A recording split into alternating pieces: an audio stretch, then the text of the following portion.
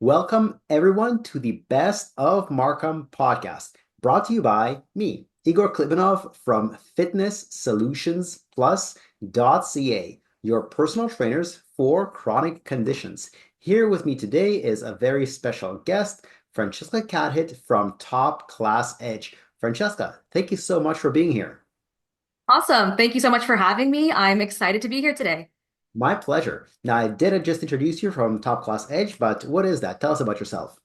For sure. So my name is Francesca Cadhit. So I'm the founder, owner, and program director at Top Class Edge Learning. And we are a tutoring academy that focuses on math, sciences, English, other subjects, and we primarily work with high school students as well as university students. So we have a unique emphasis not only on the academic side of things. So of course we are a tutoring academy, and as such, it's important to have that academic piece of the puzzle. But we also focus on things like strategic guidance to make sure that we're focusing on the right things at the right time. We also focus on life skills as well as mentorship, all of which are crucial to success, not only in school, but also beyond that in life as well. That's awesome. So it sounds like you and your team take a pretty holistic approach to tutoring. It's not just subject specific, it's skills that will help them outside of the academics. It's a little bit of both. So yes, definitely we want to start off with that foundation in academics. That's absolutely crucial. Again, as a tutoring academy, that's what students and parents turn to us for.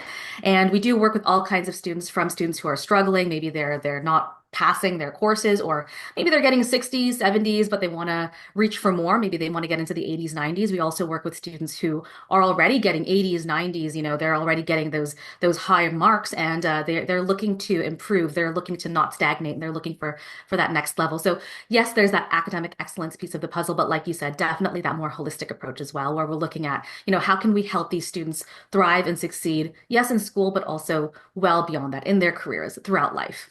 Awesome. And how'd you get into tutoring? So basically, the long story short, but it might turn out to be long anyway, is that I got 90s throughout high school. That's not bragging. That's what happened. And I graduated with the Governor General's Academic Medal, and essentially that's awarded to the student with the highest mark. And so my teachers saw, hey, there's Francesca. She seems to have a knack for this school thing, and so they've all told me to help my fellow peers as a student. I saw that I had a knack for it, and not only that, I also saw that I made a difference. So I really loved that aha moment when a student goes from not understanding something to understanding something. And so I really enjoyed and appreciated the impact that I was making. I really enjoyed seeing the difference that I was making when I was able to help other students. And so I'll never forget this one particular student that I taught. So once upon a time, I taught a student, and when her mom initially came to me, the mom was worried about the student, her daughter. For the sake of the story, I'll call her Jane, right? So Jane was really struggling in school, and beyond that, and because of that, she was starting to lose interest in school. Because as you can imagine, when you struggle with something for a very, very long time, you start to lose interest in it, right? So she started to lose interest. She was getting involved with some questionable peers. So her mom had a lot of concerns about Jane. So I started working with Jane. I tutored her, and I focused not only on academics with Jane. So that was, of course, that fundamental foundational piece of the puzzle, but I also wanted to integrate mentorship and life skills. So I was really happy to see that, of course, not only did her marks improve, so that was something that I was happy with, she was happy with that, her mom was happy with that, but also Jane was so much more confident and so much more engaged with school. What's really cool is that years later, we ran into each other totally randomly. It was outside of I think it was a hot pot restaurant or something like that. But anyway, we ran into each other years later. And she actually told me that our sessions inspired her to pursue a career in healthcare. Pretty cool. So this one moment, I remember thinking, it always stuck with me. And I remember that this moment really opened up my eyes to the importance of mentorship and life skills. It seemed to make an impact on her based on her career trajectory after the fact. And so that also paralleled some of the gaps that I saw in education, right? So that also drove this desire that I had to integrate life skills and integrate mentorship into my tutoring approach and into Top Class Edge in general. So anyway, whenever somebody asks me why tutoring, or how did you get into this, I always think back to the students who I've been honored to work with, and who I've made a positive impact on. That's awesome. And I'm sure it's very rewarding to you, not just on a professional level, but also on a personal level to see somebody succeed like that and that you're actually having an impact on her career choice and her future. Absolutely, definitely. Awesome. Now, I feel like you just answered this question already with your previous story, but I'll ask it anyway in case you want to tell a different one. What do you like most about tutoring? Well, I mean that pretty much goes back to what I said before. So what I like most about tutoring is that impact that I'm able to make, that aha moment, seeing a student go from I have no idea what I'm doing, seeing that frustration and turning that frustration into, hey, I got this. I'm confident. I feel like I can actually do this. So seeing that change and shift from feeling defeated to, hey, I can actually do this, and seeing that confidence and seeing that aha moment, that light bulb moment, that is something that I absolutely love and I really enjoy. And I just like making that positive impact on students and seeing them achieve that potential that maybe they didn't really believe in themselves before, right? So there are so many students where they didn't really believe in themselves before, but then through working together, they see, hey, that I have something in me, thank you so much for believing in me. And then they're able to achieve maybe even more than they initially thought, or maybe they're able to achieve what they were hoping to achieve. So those are a couple of the things that really draw me to teaching and tutoring in general. Awesome, awesome. And what are you working on right now that's exciting to you? Whether that's a new program, a new marketing strategy, or anything else? So what's really exciting that I'm working on right now is our MCAT tutoring program, right? So in the past, we've worked with students on a number of things. So we've worked with students with regards to English, math, sciences, and that's been amazing so far. But we're always looking to help more students and make a greater impact. And right now, we're focusing more so on the healthcare side of things because we're seeing that there's a trend, an increase in interest in fields like healthcare. And so, we put our heads together and I thought to myself, how can we serve more students? How can we help more students who are looking to get into healthcare? And what we thought was, okay, wait, there are so many students out there. They want to get into medicine. They want to go into to get into medical school. And one of the pieces of that puzzle is they have to take the MCAT. Many of them anyway have to take the MCAT in order to apply for medical school.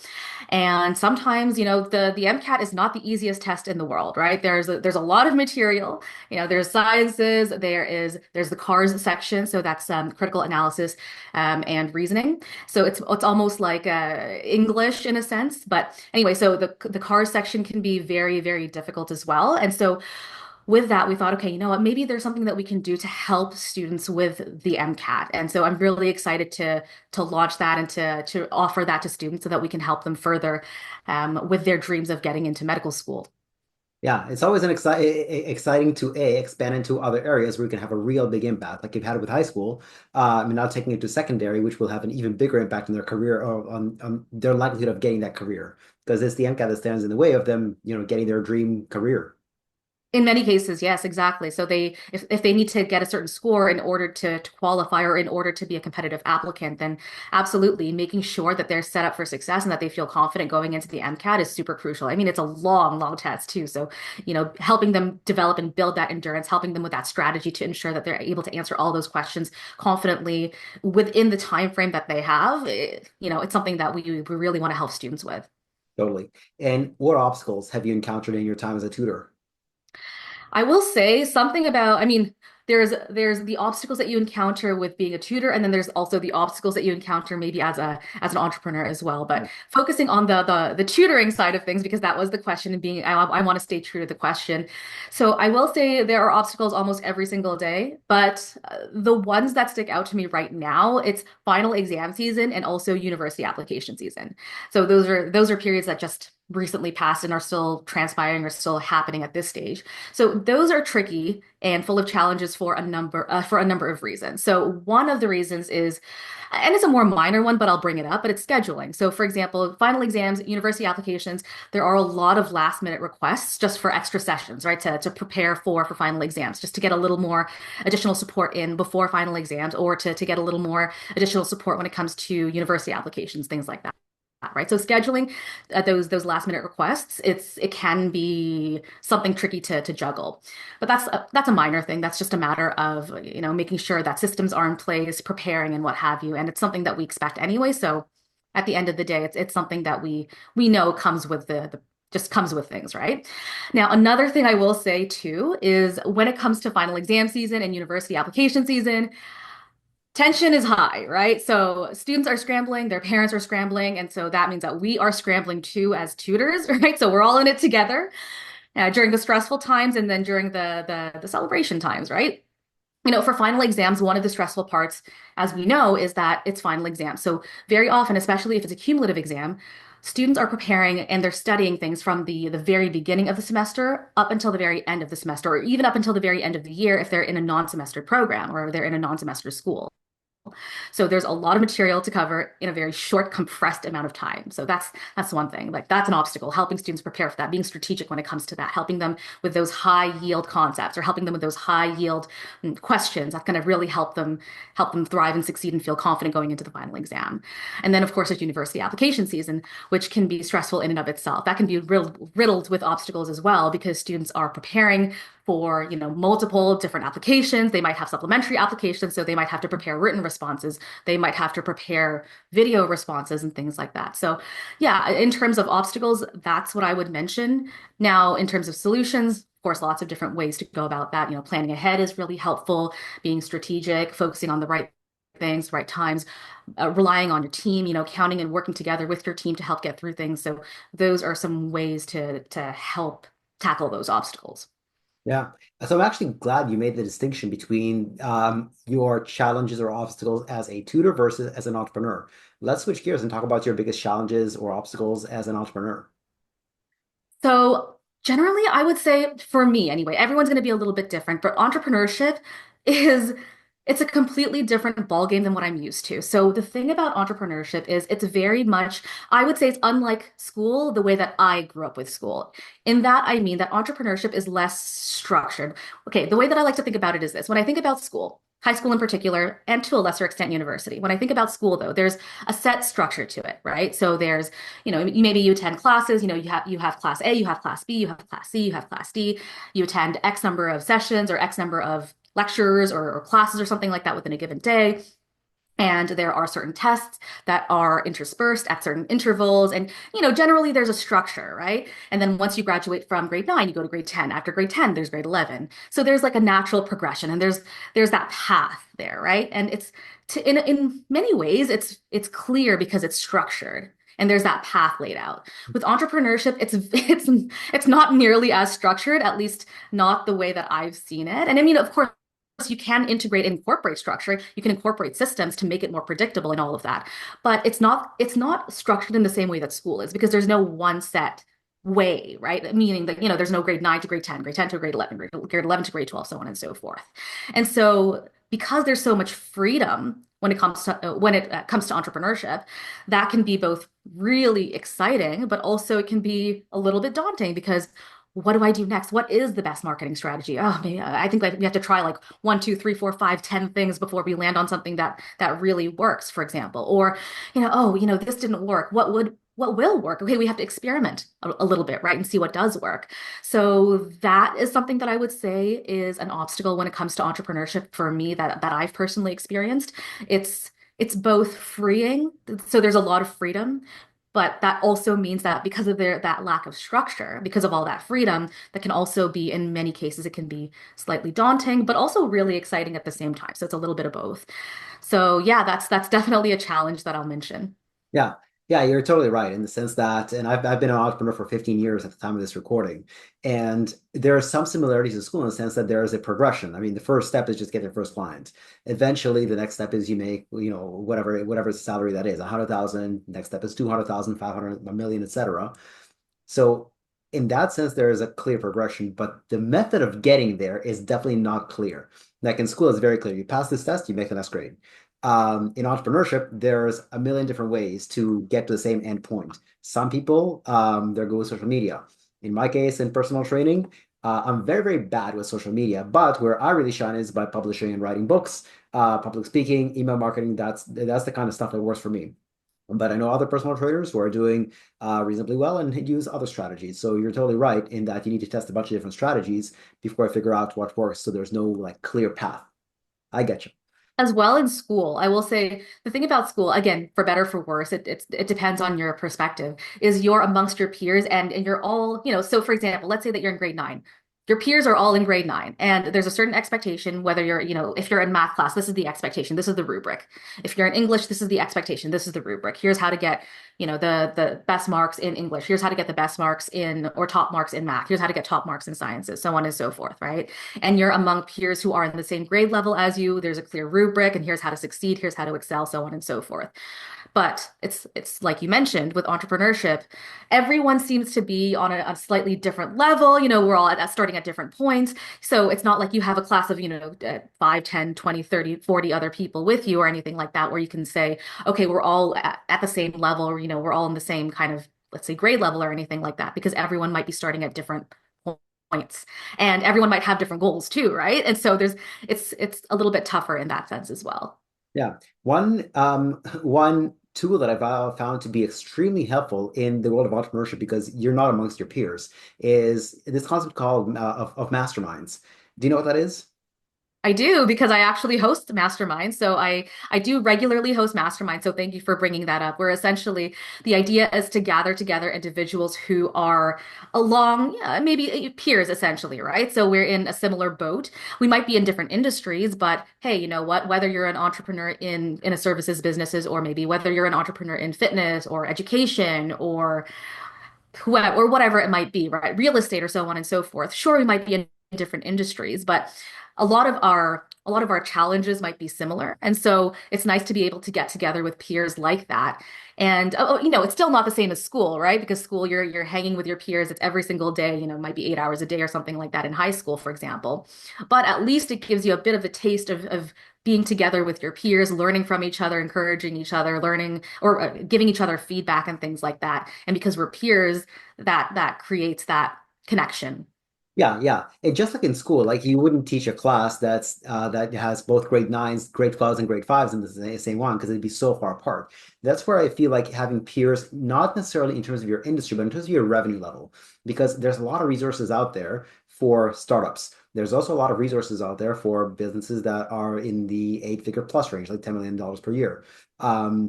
But so it's helpful to be amongst peers in terms of revenue, but not necessarily in terms of industry. So I'm glad at least resources like that are out there, even though they're not very well publicized or et cetera. But that's something I really value as an entrepreneur myself, masterminds and similar tools. Um, And that's exactly the way that I structure my masterminds as well, right? So they're grouped based on similarities or certain similarities, and I find that that's what's helpful as well. that's awesome, and I'm glad you're doing that. So next, we've been talking business. Let's switch over and talk personal a bit. What do you like to do in your free time? Free time. So in terms of free time, it kind of depends on the time of year. So it is snowing out there as we're recording this.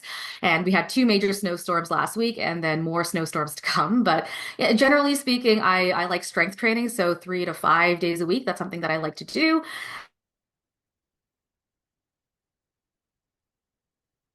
So that's pretty much all year round. And tennis, I know, of course, indoor tennis is available, but I'm really excited for outdoor tennis again. Once the snow melts, once things start to warm up, then yeah, really excited to get into that again. I have a dog. I love just hanging out with my dog. And I'm also really big on traveling. So yeah, I'm a big fan of experiencing new things, exploring different places. And so I'm always on the lookout for the next travel destination, that next new experience and just getting to learn in a different way by experiencing a new culture and by meeting different people. Awesome. What's been your favorite vacation so far? Oh, it's so tough to say. I mean, I've had a lot of fun, interesting vacations so far, but one thing that stands out right now, just because it was such a unique experience and it felt like the culmination of maybe like years of dreaming about it and thinking about it. But I would say one of the most memorable vacations that I have is going to Salzburg Mm. in Austria. And the reason for that is there's this movie that I absolutely adore. It's called The Sound of Music. And I just adore it. I think it's such a cute movie. I think the songs are really fun. So it's a movie that I've really enjoyed for quite some time. And it just so happens that some of the movie was filmed in Salzburg. So finally, I had an opportunity to go to Salzburg and check out some of the filming locations and things like that. I did a whole tour where they featured some of the scenes where they actually filmed The Sound of Music. And it just felt like, oh, my inner child came to life. and got to explore Salzburg. So I'd say that's probably one of my most memorable locations. Awesome. Makes sense why it's a dream come true. And any vacations you're looking forward to in the future, either in the Mm. future or in the distant future. I'm one of those people where I've got a bucket list. So admittedly, yeah, there are quite a few. Again, I'm really big on experiencing new things, and it's to me, it's a different form of education, right? It's education in the form of, getting to explore somewhere new and learn about different cultures and what have you, and really immerse yourself into things. But something that I'm really looking forward to in the near future is Switzerland. And I will say something really cool about Switzerland is Switzerland is known to have an excellent education system. So I think that's really cool. But beyond that, just to be real, what's really cool about Switzerland is just when I think about Switzerland, right? I think about the Alps, I think about the greenery, I think about mountains, I think about beautiful water, things like that, right? And so I just think that it's a postcard moment. I just think about the fact that wherever you look, when you're in Switzerland, you look around and it just feels like you're in a postcard. So that's really exciting. Awesome, awesome. And I heard they have pretty cool stuff like Gelberbahn, like a mountain coaster. Of course, you have to do the typical Swiss stuff, Swiss cheese, Swiss chocolate. Yeah, that's all the cool stuff to do in Switzerland. That's for sure. Awesome. And since this is, after all, called a Best of Markham podcast, what's your favorite business in Markham besides your own? Could be a restaurant, spa, carpenter, lawyer, anything. Yeah, so I'll give a special shout out to Fitness Solutions Plus. How could I not? However, aside from that, I'll say Glass Kitchen. That's something that stands out right now. So Glass Kitchen is an Asian fusion type of restaurant. It's at Leslie and Highway 7. It is on the Markham side of things. And if you're a sucker for great ambiance like myself, and if you also like ube pancakes, then I would say Glass Kitchen is definitely a place that you'll have to check out. Yeah, I've been there before. They have amazing loco moco. For people who don't know, loco moco is something that it's basically a bunless burger. There's rice, patty, maybe cheese, maybe not, but more rice, gravy, and occasionally an egg. I first had it in Maui. I liked it so much. When I came back home, I tried to find a restaurant anywhere in the GTA that served loco moco, and at the time there was none. This is the first restaurant I'm aware of in the GTA that serves loco moco, so great choice. Um, and lastly, how can our viewers or listeners get in touch with you? I've got a website and I've got an email. So my website is www.topclassedge.com, topclassedge.com. Not sure why I spelled that out. I'm sure that'll be somewhere in the description, but regardless, it's just a habit. And my email is francesca@topclassedge.com. I'm sure that'll be somewhere as well. In case, I'm for sure going to post it in the description attached to this episode. But just in case you will misspell your name, how do you spell it? Francesca. So that's Francesca. And then the rest of my email is topclassedge.com. Perfect. Thank you so much. All right. Thank you. This was really great. Bye bye. Bye.